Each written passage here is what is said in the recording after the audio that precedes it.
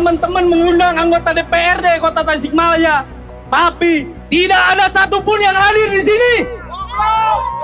Kami anggap kalian banci, kalian bangsat. Kepada para wakil rakyat yang ada di Senayan, bahwa apa yang mereka lakukan sama aja mereka mencederai demokrasi yang kita perjuangkan, meruntuhkan Orde Baru.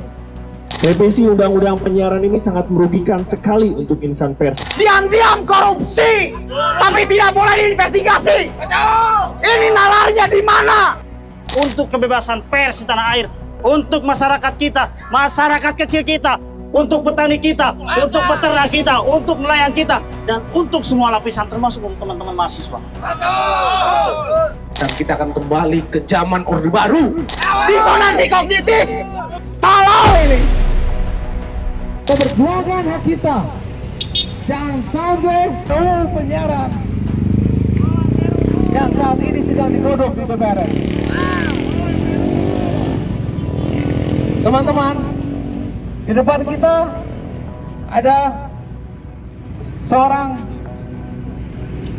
wartawan yang nasibnya lusuh, tidak berdaya. Dia berada di ketiaknya seorang anggota dewan. Inilah nasib kita jika revisi Undang-Undang Nomor 32 itu benar-benar disahkan oleh DPR.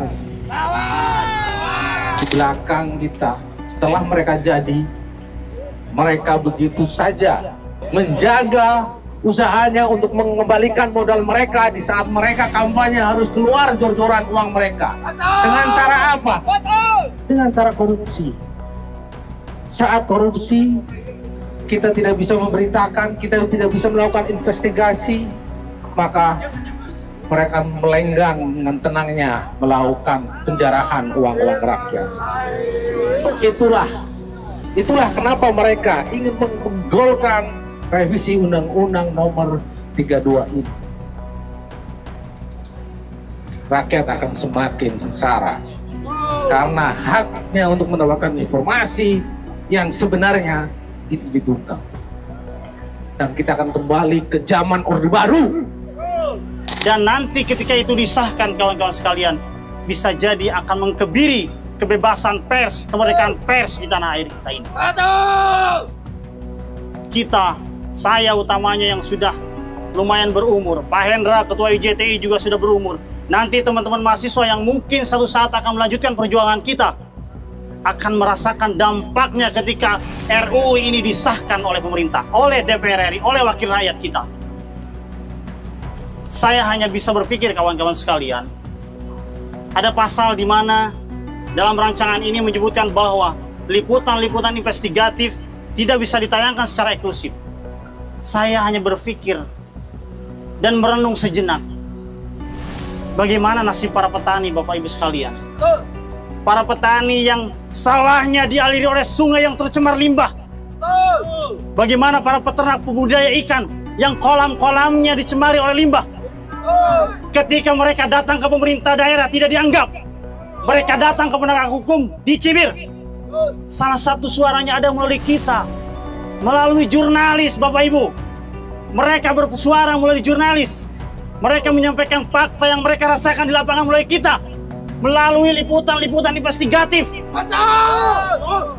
Kita tayangkan, perubahan terjadi. Maka ketika itu diberangus, suara mereka mau kemana coba? Kami menyoroti, mengkritisi, dan menolak pasal 50B ayat 2 huruf C yang mengatur pelarangan media menayangkan eksklusif jurnalistik investigasi. Ini akan sangat mengancam di mana para koruptor diam-diam korupsi tapi tidak boleh diinvestigasi. Ini nalarnya di mana? Disonansi kognitif. Tolol ini. Bapak Ibu, paling kanan, merapat. Sial, foto. Pengaruh anggota dewan. Kayaknya undangannya belum sampai kayak. Di belakang mau maju.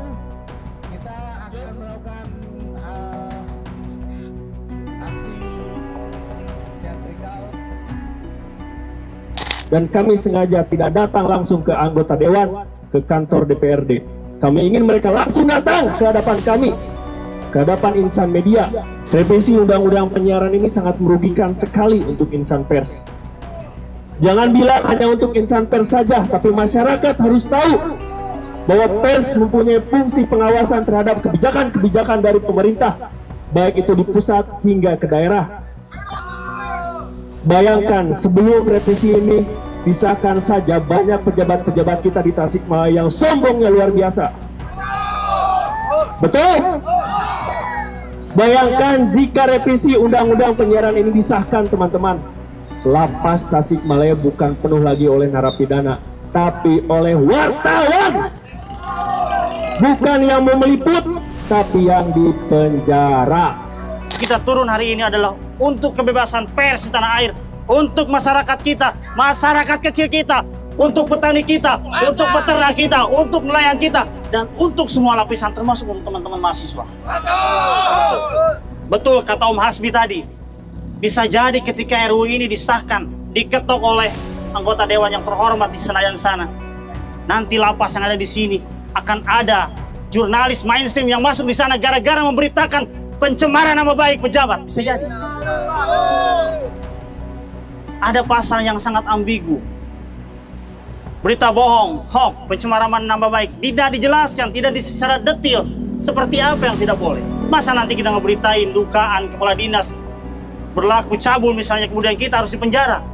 Kami menyoroti, mengkritisi dan menilai pasal 50B ayat 2 huruf K dapat menimbulkan berbagai penafsiran, terutama menyangkut penghinaan dan pencemaran nama baik. Sifat multitafsir dan membingungkan tersebut dapat menjadi alat kekuasaan untuk membungkam dan mengkriminalisasi pers. Ini kalau misalnya kita menulis di dalam judul dengan kata-kata yang tidak menyenangkan bagi hati mereka, kita bisa dikriminalisasi. Sekali lagi, nalarnya di mana? Jurnalis bisa melaksanakan tugas jurnalistikanya dengan benar, asalkan catatan kawan-kawan sekalian, agar demokrasi kita tetap kuat dan tidak dirusak oleh kepentingan. gaung ini sudah terjadi di berbagai daerah, tidak hanya di Tasikmalaya, kota dan kabupaten. Publik dan lebih Kota Tasikmalaya, tapi tidak ada satupun yang lain di sini. kita terima setiap hari. Pertama, kita harus memahami bahwa media adalah pilar keempat. Kami menyoroti, mengkritisi, dan menolak pasal 50B ayat 2 huruf C yang mengatur pelarangan media menayangkan eksklusif jurnalistik investigasi. Yang kedua, kami menyoroti, mengkritisi, dan menilai pasal 50B ayat 2 huruf K bahwa menimbulkan berbagai penafsiran, terutama menyangkut penghinaan dan pencemaran nama baik. Sifat menafsir dan membingungkan tersebut dapat menjadi alat kekuasaan untuk membungkam dan mengkriminalisasi pers. Yang ketiga, pasal 8A huruf Q dan pasal 42 ayat 2 yang menyebutkan bahwa penyelesaian sengketa terkait kegiatan jurnalistik penyiaran dilakukan oleh Komisi Penyiaran Indonesia atau KPI akan bersinggungan dengan Undang-Undang Nomor 40 Tahun 99 tentang pers. Dengan demikian, kami menjadi tumpang tindih kewenangan antara Dewan Pers dan KPI. Sedangkan selama ini tugas-tugas jurnalistik berada di bawah kewenangan Dewan Pers. Dengan demikian, kami insan pers jurnalis yang bertugas di wilayah Tasikmalaya, IJTI Kodam Tasikmalaya, Aji Bandung, dan pers mahasiswa dan seluruh masyarakat menyatakan sikap sebagai berikut. 1. Menolak dan meminta sejumlah pasal yang tertuang di dalam draft rancangan Undang-Undang Penyiaran Nomor 32 Tahun 2002 yang berpotensi mengancam kemerdekaan dicabut. 2. Meminta DPR RI untuk mengkaji kembali draft rancangan Undang-Undang Penyiaran dengan melibatkan semua pihak termasuk organisasi profesi jurnalis wartawan yang diakui Dewan Pers dan dilakukan secara transparan. 3. Mendesak DPRD Kota Tasikmalaya dan DPRD Kabupaten Tasikmalaya untuk menyampaikan aspirasi ini dengan cara berkirim surat kepada DPR RI ihwal penolakan RUU penyiaran dan membuktikan surat yang dikirim selambat-lambatnya 7 hari semenjak pernyataan ini dibuat.